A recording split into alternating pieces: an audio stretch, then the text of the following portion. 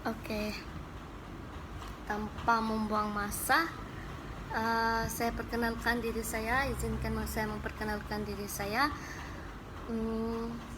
Selamat pagi semua. Salam Kampus Rama. Nama saya Loren Pios, merupakan pelajar tahun 3 jurusan Ekonomi Perancangan dan Pembangunan di Fakulti Perniagaan, Ekonomi dan Perakaunan. Saya juga merupakan salah seorang barisan Jakmas yang memegang jawatan sebagai Yang di-Pertua Kolej Kediaman Wan Borneo. Okey, seperti yang kamu tahu, hari ini saya akan mengulas sedikit topik mengenai martabat wanita, tanggungjawab bersama. So, dia bukan hanya kepada wanita, namun kepada orang lain juga. Orang lain boleh tahu apa tanggungjawab orang lain itu kepada wanita. Wanita boleh tahu apa hak mereka, apa isu-isu yang terkini yang terjadi di tempat inilah yang melibatkan kaum wanita. So, saya ambil daripada Kamus Dewan Bahasa dan Pustaka, di mana maksud martabat. Martabat ini adalah satu kedudukan yang dipandang di mata masyarakat, dan dari segi darjat, pangkat dan juga tingkat. So, secara konklusinya, secara lebih ringkasnya adalah kedudukan atau pangkat wanita itu di mata masyarakat. So, bagi saya ini adalah pengetahuan yang perlu diketahui oleh setiap orang, sebab contohnya kalau adik-beradik kita ada adik-beradik perempuan, kita ada sepupu perempuan, kita ada pekerja perempuan, dan juga kita ada, kalau orang bilang, kita ada semandak perempuan. So, mungkin kalau dia bekerja, mungkin ini yang perlu dia tahu. Mungkin dia perlu sedar terhadap isu-isu sekarang lah. Okey, saya teruskan dengan martabat wanita ini. Dia mengalami beberapa isu yang sekarang ini sangat terkenal, iaitu isu gangguan seksual. Yang pertama, saya akan kupas tentang isu gangguan seksual. Saya kupas, bukan kupas bawang, tapi kupas apa yang berlaku sekarang ini ya. Terdapat beberapa jenis gangguan seksual, iaitu gangguan seksual secara lisan. So, gangguan seksual ini, untuk kamu punya pengetahuan, dia adalah perkara di mana seseorang wanita itu tidak selesa terhadap apa yang dilakukan oleh orang lain. Okey, antara jenis-jenis gangguan seksual adalah gangguan seksual secara lisan. Contohnya seperti perkataan-perkataan lucah melalui perbuatan, membuat lawak, yang mengajukan soalan yang berbentuk seksual ke atas mangsa tersebut.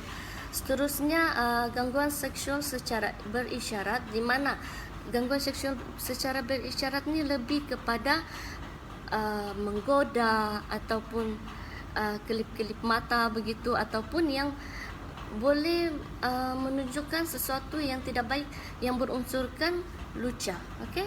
Seterusnya, gangguan seksual secara visual, di mana menghantar gambar ataupun mesej-mesej yang berunsurkan lucah tak menggunakan gadget-gadget seperti telefon, media sosial. Okey. Dan yang ketiga adalah gangguan psikologi, di mana mendorong atau mendesak seseorang mangsa itu demi untuk melunaskan keinginan seksual dia. So, ini dia lebih kepada media. Ini akan membuat seseorang itu berasa emosi, mangsa itu akan berasa emosi. Dan yang terakhir adalah gangguan seksual secara fizikal, di mana ini adalah lebih dekat kepada kita, di mana meraba ataupun memegang, memeluk seseorang itu tanpa kemahuan dia. Itu adalah salah satu kelima-lima ini adalah salah satu daripada gangguan seksual yang berlaku di kalangan wanita. So, martabat wanita ini sering dikaitkan dengan gangguan seksual. Okey, kita teruskan dengan bukan sahaja gangguan seksual dari martabat wanita diganggu dengan gangguan seksual, tapi juga daripada diskriminasi terhadap gender. Okey, kita selalu dengar yang wanita ini hanya di rumah saja, tidak perlu buat kerja. Peratus pekerja wanita adalah lebih sedikit daripada peratus pekerja lelaki. Lelaki adalah lebih banyak. Jadi untuk pengetahuan semua, lebih daripada 50% wanita di Malaysia ini mengalami diskriminasi di tempat gender, di tempat kerja. Ini adalah berlaku apabila adanya anggapan kurang tepat. Contohnya seperti yang saya cakap tadi, wanita hanya untuk berumah tangga, wanita tidak perlu bersekolah tinggi, tidak perlu ada kerja tinggi, hanya sebagai pendamping anak, pendamping suami, begitu. So ada suatu survei juga mengatakan bahawa wanita ini tidak berperanan penting dalam ekonomi serta politik. Sebab itu kita lihat bahawa dalam sesuatu company, pekerja wanita jarang diambil pekerja, dan juga dalam politik juga wanita sering tidak mendapat tempat dalam politik. So ini sangat-sangat menunjukkan bahawa wanita ini menjadi diskriminasikan disebabkan oleh gender. So ia sangat-sangat tidak relevan bagi wanita. Dan untuk pengetahuan kamu juga, pada tahun 2019 hanya 54.7% pekerja wanita dalam sektor pekerjaan, dan 87.0% adalah semuanya lelaki. So lelaki jangan dulu left, sebab saya bukan menyalahkan lelaki, tapi ini adalah fakta yang saya dapat daripada pencarian saya lah.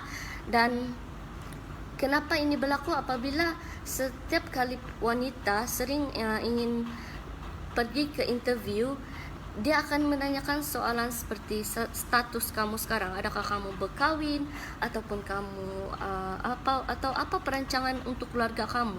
Dan juga ada kadang-kadang disebabkan oleh wanita ini bekerja, wanita ini sudah berkahwin dan mungkin tengah mengandung, kelayakan untuk dapat pangkat itu diberi kepada orang lain, disebabkan oleh pemikiran yang bahawa mereka akan banyak cuti, so kerja akan delay.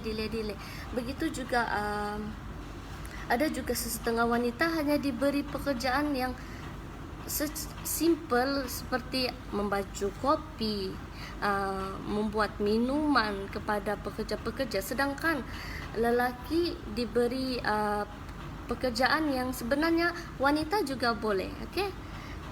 Seterusnya, ya, selamat datang kepada semua. Okey, saya ulas lagi isu selain isu daripada diskriminasi gender, isu gangguan seksual yang melibatkan martabat wanita. Terdapat juga isu seperti cuti tempoh bersalin. Okey. Cuti tempoh bersalin ini apabila dibuat survei, daripada apa yang saya lihat, apabila dibuat survei, wanita sangat-sangat tidak berasa selesa ataupun merasakan bahawa cuti bersalin itu cukup untuk hanya 60 hingga 90 hari, kerana bagi mereka untuk menghantar anak yang kecil ke tempat pengasuhan adalah sangat-sangat tidak stabil. Ini juga disokong oleh doktor-doktor yang mengatakan bahawa wanita perlu lebih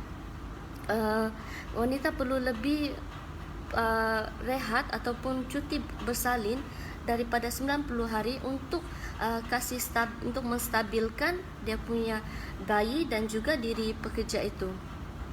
Namun isu ini dia sangat-sangat tular apabila sesetengah majikan merasakan pekerja ini demand terhadap cuti mereka. Tetapi sebenarnya ini adalah salah satu juga kebajikan setiap company untuk tahu dorang punya pengetahuan tentang apa yang perlu dorang buat kepada pekerja wanita. Sebab itu, untuk pengetahuan semua, Hari Wanita akan diadakan setiap 8 Mac setiap tahun dengan bertujuan untuk mengikuti memperbaiki lagi hak-hak yang perlu ada pada wanita, supaya wanita ini tidak macam disindirkan ataupun tidak dipandang rendah oleh beberapa pihak lah, contohnya company atau tempat-tempat lain. Seterusnya, saya sambung kepada gangguan seksual. Tadi gangguan seksual itu lebih kepada pekerja. So yang ini lebih kepada umum lah, secara gangguan seksual secara lisan. Saya share dengan kamu baru-baru ini, kita dapat video ini tular di TikTok.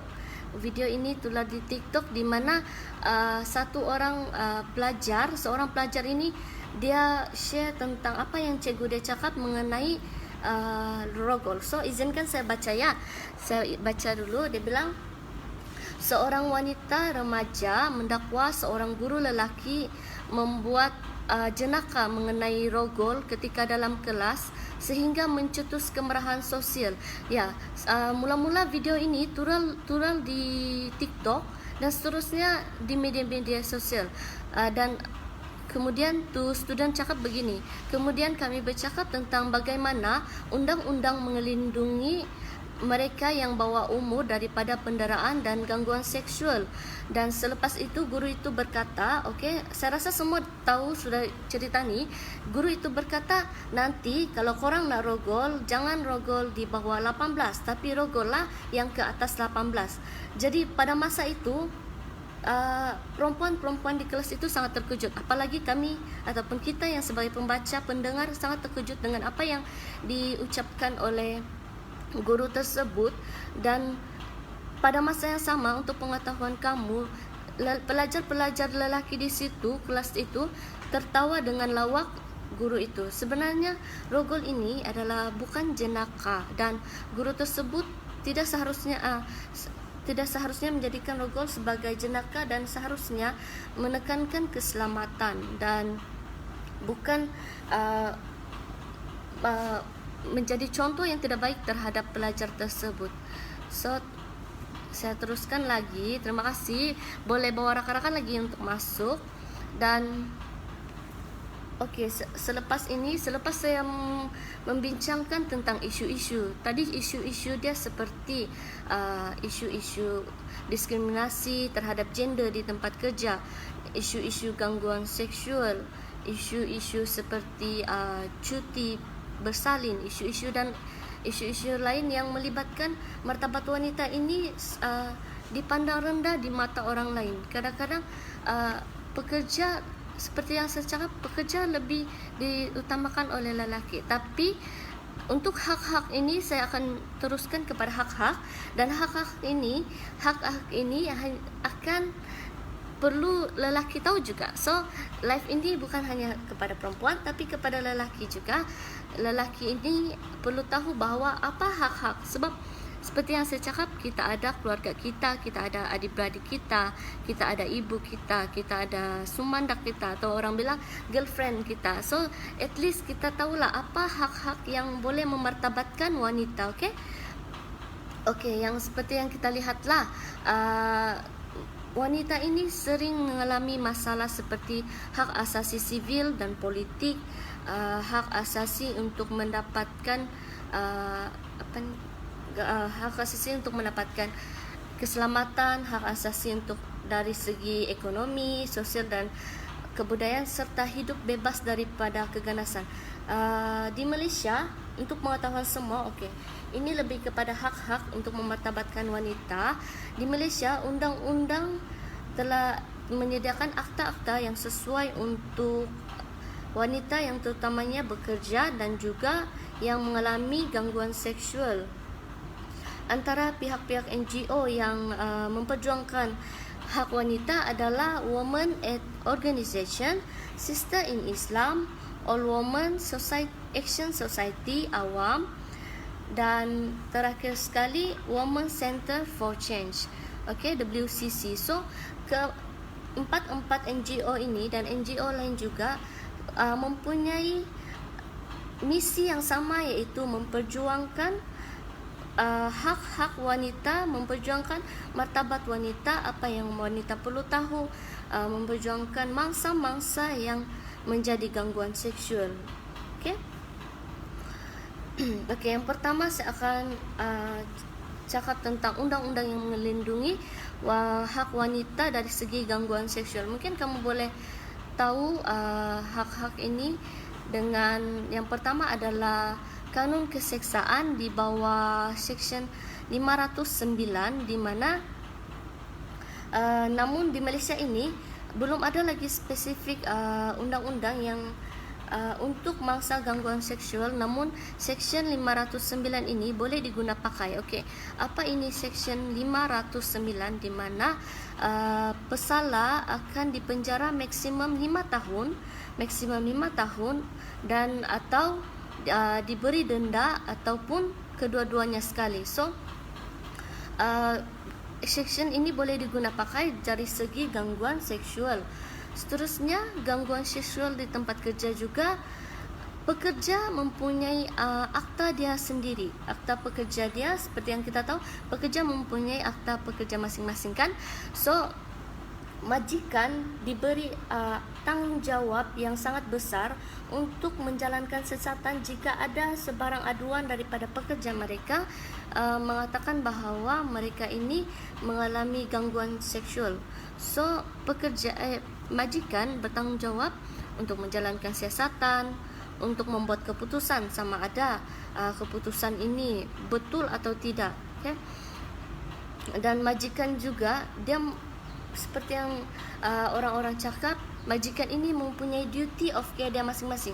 Duty of care, tidak kira daripada institusi atau sekolah-sekolah lain, mereka mempunyai duty of care masing-masing untuk menjaga orang di bawah mereka. So untuk wanita tidak perlu berasa takut kerana bukan sahaja perlu boleh buat boleh lapor kepada kepada majikan, tapi kita juga boleh melapor kepada polis dan juga melapor kepada dan juga membuat aduan kepada pihak-pihak yang tertentulah, dan kita boleh menyaman pihak tersebut. So mungkin bagi kamu kita akan merasa takut sebab orang akan kita berfikiran bahawa setelah kita membuat laporan, orang akan melaporkan akan mengganggu kita. Namun di sini saya akan beritahu kamu apa yang boleh membantu kamu daripada gangguan seperti itu. Okey, seterusnya gangguan seksual di sekolah ataupun institusi, macam cerita tadi yang melibatkan yang video tular di Facebook, di mana pelajar itu guru itu membuat lawak terhadap isu rogol ini, isu rogol. So ibu bapa ini wajib ibu bapa ini boleh menyaman sekolah itu jika diketahui bahawa anak mereka mempunyai mengalami masalah gangguan seksual. So seperti majikan, institusi sekolah juga mempunyai masing-masing duty of care. Contoh, pengetua ada dia punya duty of care, warden dia ada duty of care dia sendiri, guru-guru dia ada duty of care dia sendiri. So melalui itu mereka perlu menyalurkan sesuatu yang baik kepada wanita, tidak kira gender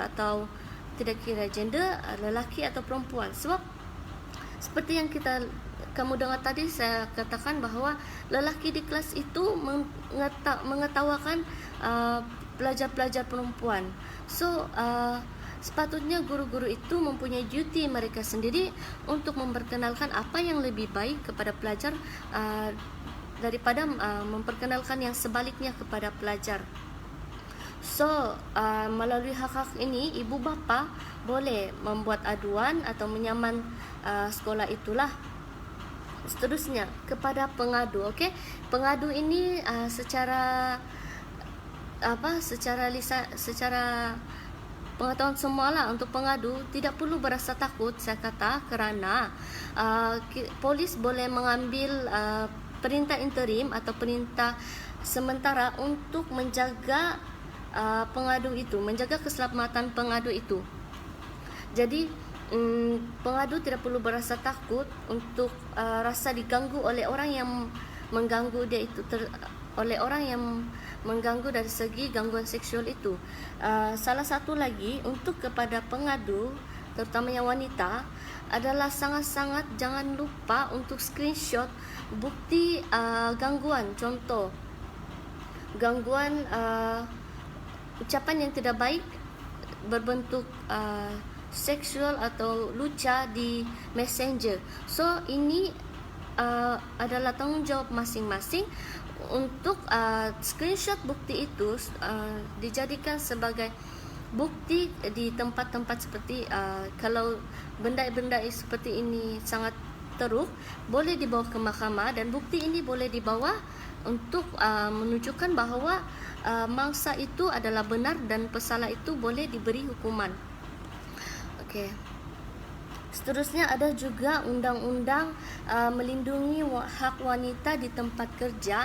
Seperti yang kita tahu, hak wanita antara akta yang ada di tempat kerja, undang-undang yang ada, iaitu Akta Kerja 1955, di mana dia ada mengatakan tentang cuti bersalin dan faedah bersalin. Dalam Akta 1955 juga mengatakan bahawa ada melarang seseorang wanita itu bekerja lebih daripada waktu bekerja pada waktu malam.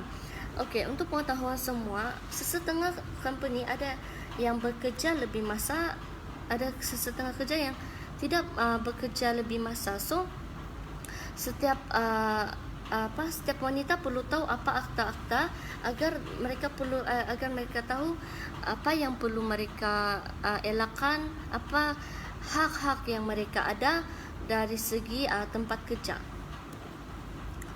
Okey. Terima kasih kerana masuk yang lain. Sebenarnya untuk hak-hak ini terdapat banyak hak-hak, tapi yang untuk lebih terkenal daripada martabat wanita ini sering dilecehkan apabila antaranya gangguan seksual dan diskriminasi tempat kerja. Ini menyebabkan martabat wanita sering dipandang remeh, walaupun kadang-kadang kita bekerja ada wanita, namun pekerjaan dia tu tidak sesuai dengan dia punya kehendak dia dan kemahiran dia. Seperti ada saya baca satu lagi, dia bilang graduasi wanita sangat banyak, tetapi pengambilan pekerjaan wanita adalah yang paling tersedikit. So ia sangat tidak baik untuk wanita sebab ini menyebabkan ekonomi itu tidak seimbang. Okey, ekonomi, saya cakap sedikit ekonomi akan lebih seimbang dan berkembang jika gender pekerja itu dapat diseimbangkan. Okey, jika contohnya 50% perempuan, 50% lelaki, so dia akan seimbang. Jika pekerja lelaki lebih banyak, dia tidak akan tidak menyeimbangkan kita punya perkembangan ekonomi. Okey, untuk pengetahuan semua juga, bukan untuk kepada women rights saja topik ini, tapi untuk kepada pembangunan ekonomi kita juga kita boleh kaitkan. Okey, potensi diri wanita boleh berkembang jika kurangnya diskriminasi atau gangguan seperti gangguan seksual terhadap perempuan itu sendiri, wanita itu sendiri. So setiap kerajaan bagi saya perlu mendorong pendidikan atau pelatihan bagi perempuan untuk mereka tahu dan mempunyai pengalaman dan boleh bekerja seperti lelaki. Kadang-kadang wanita ini mempunyai kekuatan mereka masing-masing dan untuk bekerja dalam sesuatu company. Namun jika ada pemikiran yang wanita hanya bekerja yang ringan-ringan sahaja, maka perkembangan wanita itu hanya berhenti di situ saja, berhenti di situ dan dia tidak akan berkembang. Jadi adalah sangat lebih baik untuk semua tahu bahawa perkembangan ekonomi ini perlu perkembangan ekonomi ini akan berkembang jika gender pekerja itu diseimbangkan, okey? Dan hak-hak wanita ini bukan wanita saja perlu tahu tentang hak-hak mereka, tapi institusi seperti tempat kerja, lelaki, adik-beradik lelaki, anak lelaki, kepada orang-orang lain juga wajib tahu tentang hak-hak ini, kerana kita harus saling membantu, bukannya melepaskan tangan, tapi lebih kepada bergandengan tangan untuk sama-sama membangun negara ini. Okey? Okey. Saya rasa itu saja saya akan ulasan saya pada hari ini. Macam kamu tahu, topik saya ini lebih kepada topik wanita, tapi kesedaran dia juga kepada semua orang, hak-hak. Jadi saya harap wanita dapat meluangkan masa untuk melihat apa akta-akta yang sesuai dengan kita, apa undang-undang yang sesuai dengan kita jika kita mengalami masalah-masalah seperti gangguan seksual, diskriminasi tempat kerja. So at least kita boleh tahu apa yang perlu kita lakukan, siapa yang perlu kita bagi tahu, tempat siapa yang perlu kita lapor. Okey?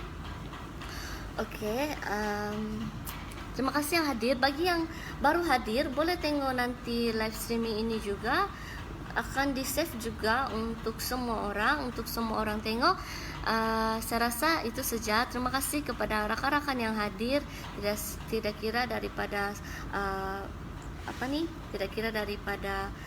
rakan-rakan satu kos, rakan-rakan lain-lain kos, rakan-rakan jakmas, dan semua rakan-rakan yang berada di live ini.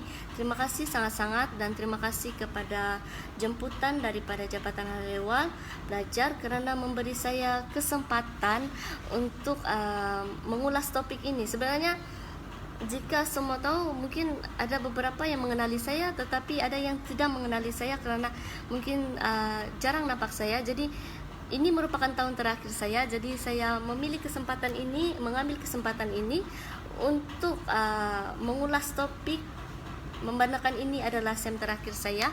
Jadi saya ingin mencuba diri saya sendiri. Okey, terima kasih kerana hadir. Sekali lagi saya memohon dan menyusun 10 jari meminta maaf kepada semua orang yang berada di sini live ini. Jika ada yang tersinggung, jika ada yang rasa saya menyakiti melalui kata-kata, saya memohon maaf. Dan juga yang baik adalah daripada Tuhan saya sendiri, dan yang tidak baik itu adalah datang daripada diri saya sendiri. Okay? Terima kasih. Bagi yang baru datang, boleh tengok live nanti ya. Okay. Terima kasih semua. Bye bye.